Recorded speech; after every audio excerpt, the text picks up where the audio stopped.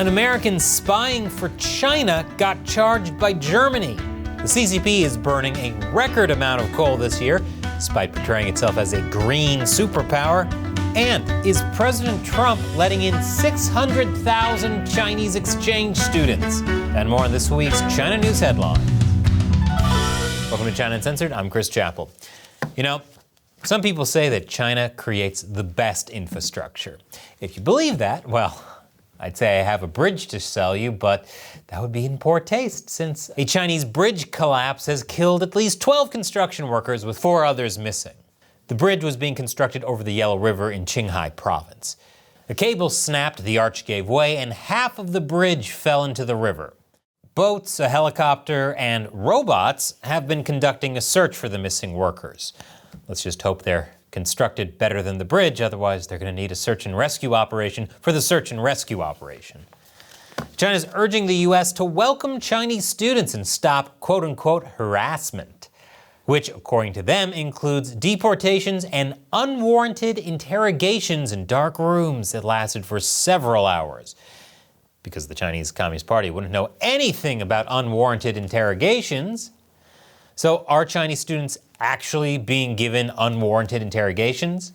The U.S. Department of Homeland Security says no. There have been some arrests and questioning of a few Chinese nationals, including students on charges of spying. But by definition, that makes those interrogations warranted. But spying appears to be what all this is really about, because Foreign Ministry spokeswoman Mao Ning said, "We urge the U.S. to face up to the problem, take China's concerns seriously, and put into practice U.S. leaders' stated welcome for Chinese students to study in America."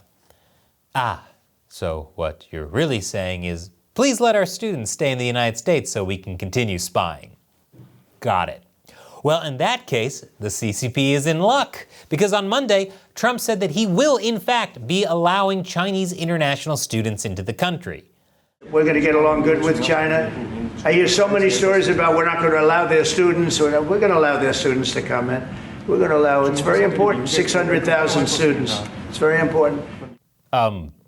That's not what I had previously heard, but okay, I guess Trump's changed his mind. Again, this is understandably sparking some backlash within Trump's base, among other concerned citizens. But then the White House clarified that, despite Trump having the best words, he maybe wasn't too clear. President Trump is not proposing an increase in student visas for Chinese students. The 600K references 2 years' worth of visas, which is simply a continuation of existing policy. Yes, that's a totally different thing. Some might argue with all the frequent spying and national security risks, that's still 600,000 too many. But Trump also said this. They have some cards. We have incredible cards, but I don't want to play those cards. If I played those cards, that would destroy China. I'm not going to play those cards. So he wants to be friends, but reminds them he can destroy them at will. He comes across like a dad meeting his teenage daughter's boyfriend for the first time. Be a gentleman, or they'll never find your body. So we'll just have to wait and see what happens. It's important to remember that Trump just says things sometimes.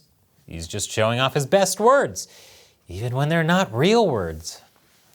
But the CCP isn't done whining about the U.S. It's sort of a hobby of theirs. China is saying that rampant U.S. protectionism threatens agricultural ties. China's ambassador to Washington said, "It goes without saying that protectionism is rampant, casting a shadow over China-U.S. agricultural cooperation." Actually, I think it goes with saying, because I don't think the average person is just walking around thinking, darn this protectionism and what it's doing to agriculture. Now, it's true that American agricultural exports to China have fallen amidst trade tensions. Soybeans have been particularly hit hard. But what the Chinese Communist Party is probably mad about is the White House's efforts to curb purchases of U.S. farmland by adversaries, including China. And the Department of Agriculture recently fired 70 foreign contract researchers after a security review, which is crazy. They didn't do a security review before hiring them. What was their background check before this? A pinky promise? Predictably, the ambassador dismissed these U.S. national security concerns, but it's clear that with these restrictions, China will have a harder time getting access to American agricultural technology and U.S. military bases near farmland, at least from the ground. We might just see another wave of the most dangerous balloons in the U.S. outside of gender reveal parties. And China still isn't done having a moan about the U.S., because China is also calling a U.S. military buildup off Venezuela's coast foreign interference in regional affairs. Because when the United States does it, it's foreign interference. When China does it, not so much. The U.S. has sent warships to the Caribbean Sea just off the coast of Venezuela, claiming it's meant to combat drug cartels. Venezuela's socialist president, Nicolas Maduro, called the U.S. presence outlandish threats and vowed to deploy 4.5 million militiamen to deal with that threat. The threat actually being that the U.S. has labeled Maduro's regime a narco-terror cartel, which, as far as Trump nicknames go, is kind of bland. I would have expected something more along the lines of Nitwit Nicholas or Mealy Mouth Maduro. The U.S. Attorney General Pam Bondi even announced a $50 million reward for information that could lead to Maduro's arrest. Hello, Pam. Maduro is in Venezuela. I'll take my $50 million now. Thanks. It doesn't help that Maduro is friendly with some of the world's worst dictators and is responsible for egregious human rights abuses. Foreign Ministry spokeswoman Mao Ning said that China opposes the use or threat of force in international relations and the interference of external forces in Venezuela's internal affairs under any pretext. She seriously sounds like a broken record.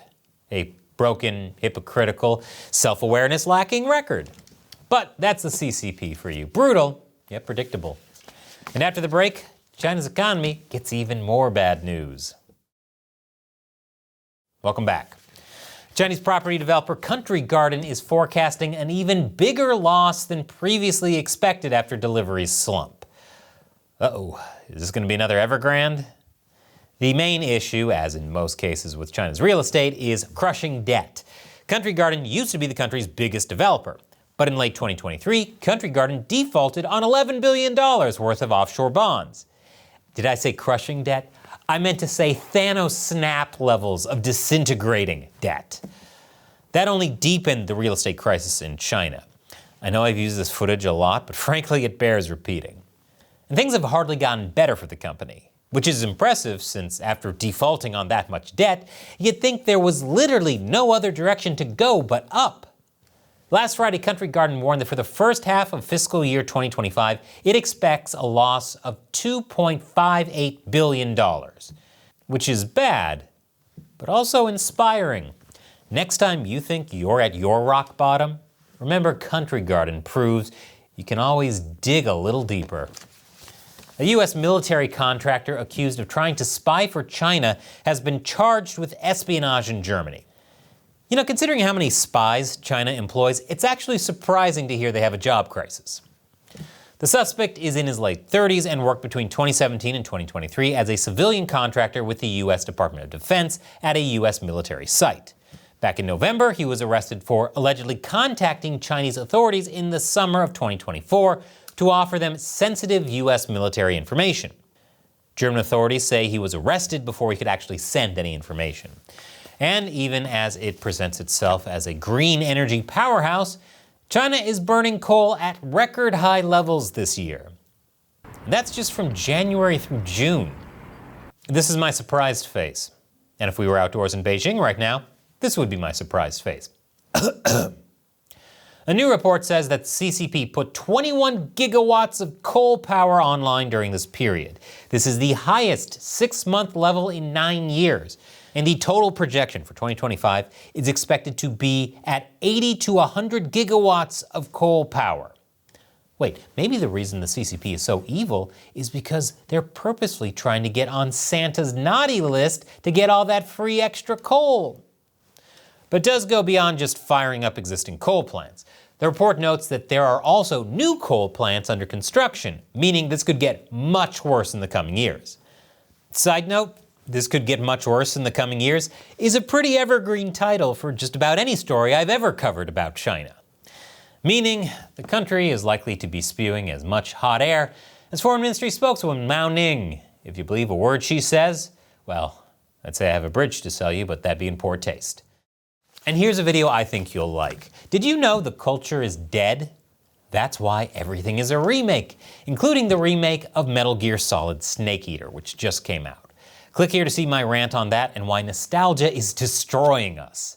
Once again, I'm Chris Chappell. See you next time.